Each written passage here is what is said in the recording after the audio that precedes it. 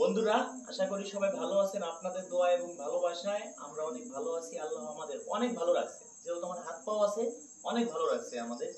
আমরা অনেক সুস্থ আছি, একমাত্র আল্লাহ আমাদের ভালো রাখছে। তাই আল্লাহ ছাড়া আমাদের কোনো মাবুদ নেই, আমরা সবাই জানি। আমরা এখানে আসছি একটা ইতিমখানায়। দেখেন কত ছোট ছোট বাচ্চারা ইতিম। অনেকের মা আছে, বাবা আছে, অনেকের আছে মা নেই, বাবা আছে, অনেকের আছে বাবা আছে, মা নেই, অনেকে আছে মাও নেই, বাবাও নেই। এখন আপনাদের বলি কি, আপনারা এরকম মানুষের পাশে থাকবেন। আমরা যেখানে আসছি এটার নাম হলো আপনার খুলনা বটিয়াঘাটা। দেখেন ছোট বাচ্চা। বাবু, তোমার নাম কি? মোহাম্মদ আব্দুর রহমান। আব্দুর রহমান, আচ্ছা। তুমি মাদ্রাসায় পড়ো কতদিন? এই কোরবানির পরের থেকে। ভালো হয়েছে। তোমার নাম কি? তোমার নাম? বাবা মা আছে? আপনি মা আছে, আচ্ছা। ভাই বোন কয়জন? আচ্ছা, খুব কষ্টে চলো। তো আমরা এখানে একটা উদ্যোগ নিছি। আমার বড় ভাই আমাকে সন্ধান দিছে। আসলে বড় ভাই, আমি আর একটা বন্ধু, আমরা তিনজনে মিলে একটা উদ্যোগ নিছি যে যতটুকু পারি আমরা এখন এরকম ইতিম যারা আছে, আপনাদের এলাকায় থাকলে আমাদের খোঁজ দিবেন। আমরা যতটুকু পারি আমরা তাদের পাশে গিয়ে আমরা হেল্প করব, যতটুকু পারি আমরা সহযোগিতা করব। এটা কোনো দান না, এটা কোনো যাকাতও না, আমরা মানুষকে একটা উপহার দেব। এখন হুজুর, আসসালামু আলাইকুম। ওয়ালাইকুম আসসালাম। আসলে আপনার এখানে এসে ভালোই লাগলো। এখন তো আরো বেশি মানে ওইভাবে ছাত্রছাত্রী নাই, অনেক রাত এখন। এখন যেহেতু এই কজনের সাথে কথা বলি, ভাইজান কিছু বলেন। আসলে ভাই খুব ভালো মনের মানুষ, ভাই এই উদ্যোগটা নিছে। আসসালামু আলাইকুম বন্ধুরা, আপনারা দেখছেন আমরা দাঁড়িয়ে আছি এখন একটি মাদ্রাসা এবং এতিমখানাতে। এখানে আসলে আমাদের আসতে একটু দেরি হওয়ার কারণে অনেক বাচ্চারা চলে গেছে, ছুটি হয়ে গেছে। তো তারপরেও কিছু বাচ্চা আমাদের কথার কারণে রেখে দিয়েছেন হুজুর। তো এখানে আমাদের দেখছেন যারা আছে ওরা সবাই মাদ্রাসার তালবেলেন। তো আমরা আসছিলাম, দেখলাম আসলে এটা মানুষের পাশে দাঁড়াবে। আপনারও এরকম আপনারও আপনাদের সমাজের পাশে, যারা গ্রামের পাশে অথবা আপনাদের আশেপাশে যেসব এরকম দিনী প্রতিষ্ঠান আছে, মাদ্রাসা আছে, আপনারাও সেইগুলোর পাশে দাঁড়াবেন, যেন আল্লাহ তাআলা এই মাদ্রাসার ছাত্রদের ওসিলায় ইহকাল এবং পরকাল সব জায়গায় যেন সুখ শান্তিতে রাখেন। তো আমি হুজুরের সাথে একটু কথা বলি। হুজুর, এখানে আপনাদের ছাত্র কতজন আছে? আমাদের হেফজখানায় ছাত্র আছে 8 জন।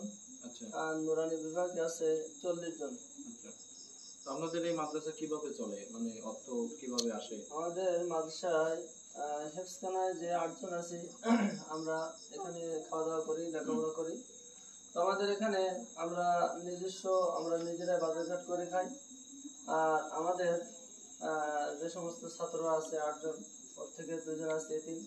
আর বাদ বাকি যারা আছে তারা দারিদ্র অসহায়, তারা অল্প কিছু বেতনাদি দেয়।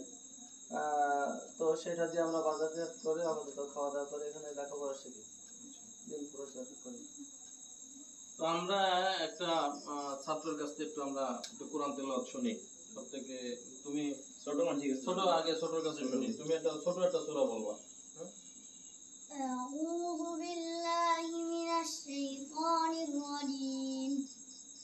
بسم الله الرحمن الرحيم. قل هو الله أحد. قل هو الله أحد الله الصمد لم يلد ولم يولد ولم يكن له كفوا أحد. মাশাআল্লাহ, অনেক সুন্দর হয়েছে। আমরা কিছু উপহার আনছি, এটা এই আমি আর একটা ছাত্রকে শুনবো, এর শুনবো, কিছু উপহার আছে দিয়ে দিই। ও হ্যাঁ, আমরা মানে আসার সময় কিছু হাদিয়া নিয়ে আসি এই ছাত্রদের জন্য। আমরা এগুলো নিয়ে এখন দেখাই। হ্যাঁ, কেমন সমস্যা নেই।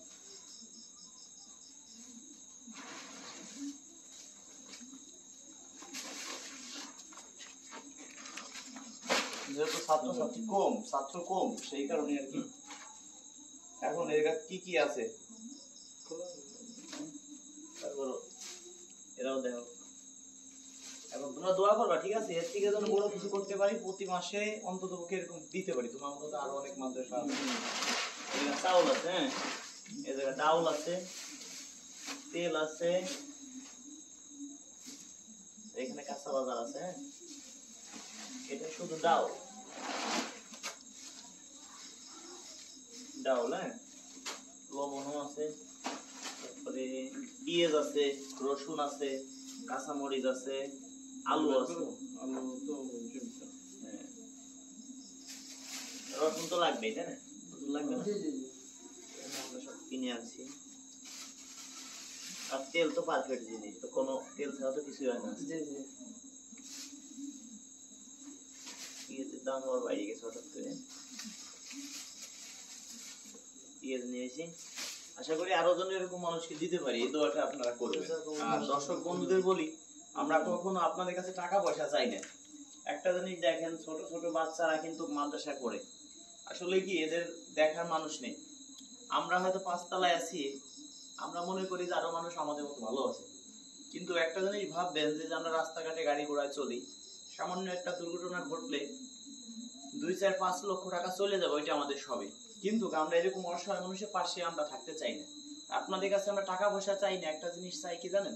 আপনাদের এলাকায় এরকম অনেক অসহায় মানুষ আছে, অনেক এরকম মাদ্রাসার ছাত্র আছে, আপনারা তাদের পাশে গিয়ে একটু দাঁড়াবেন। অনেক এতিম আছে, দেখেন ছোট বাচ্চা, সেও মাদ্রাসায় পড়তেছে।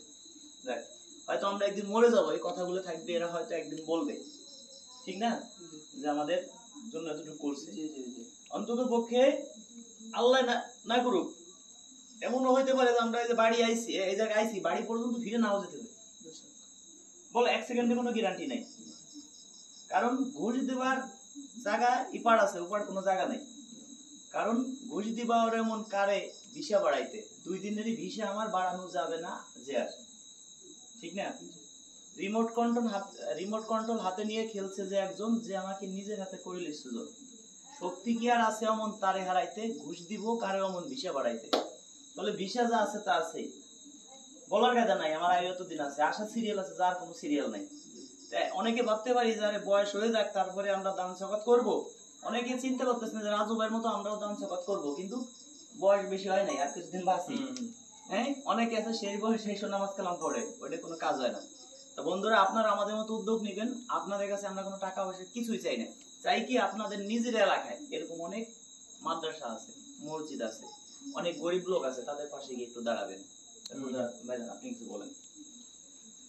তো আপনারা তো দেখলেন, আসলে আমরা আসছি একটি মাদ্রাসায়, এবং এই মাদ্রাসায় এই ছাত্র ভাইদের জন্য এখানে আসলে এতিমরা থাকে, এবং যেসব ছাত্ররা থাকে আসলে বেশিরভাগই নিম্ন মধ্যবিত্ত পরিবারের, যাদের এইখানে মাদ্রাসায় থেকে যে খাওয়া খরচ এবং মাদ্রাসার যে উস্তাদদের যে বেতন, এটা আসলে দেওয়া অনেকের পক্ষে কষ্টসাধ্য।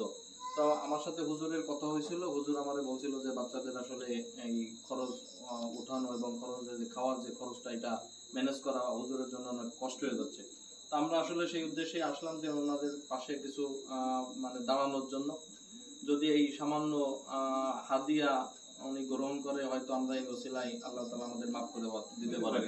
তো দেখছেন ভাই, আসলে অনেক ছোট ছোট বাচ্চারা যেগুলো আসলে তালবে ইলম, এগুলো এদের যদি আমরা পাশে দাঁড়াতে পারি, তাহলে আল্লাহ তাআলা আমাদের এই তালবে ইলমের ওসিলায় আমাদের ক্ষমা করে দিতে পারেন। এই জন্য আমার বিশেষ অনুরোধ যে আপনারা আপনাদের আশেপাশে এরকম অনেক ছোট ছোট মাদ্রাসা আছে, এতিমখানা আছে, এইগুলোর পাশে দাঁড়াবেন, ওনাদের সাহায্য সহযোগিতা করবেন, তাহলে হয়তো আমরা একটি কোরআনের বাংলাদেশ পাবো।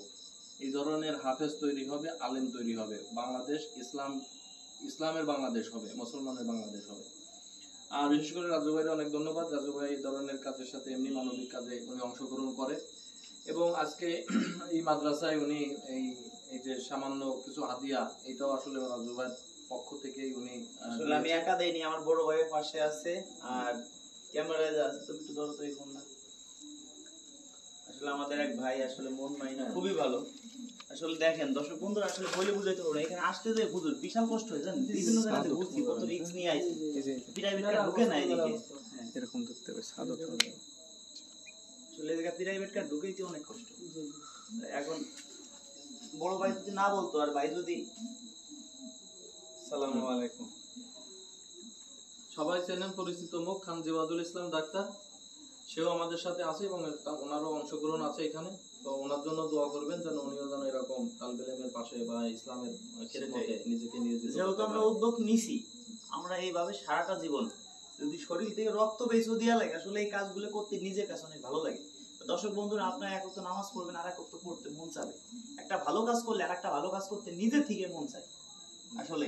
তাই ভাইও আমাদের সাথে আছে, বড় ভাই আমাদের পাশে আছে। তাই এখন দর্শক বন্ধুরা, ভাইয়ের একটা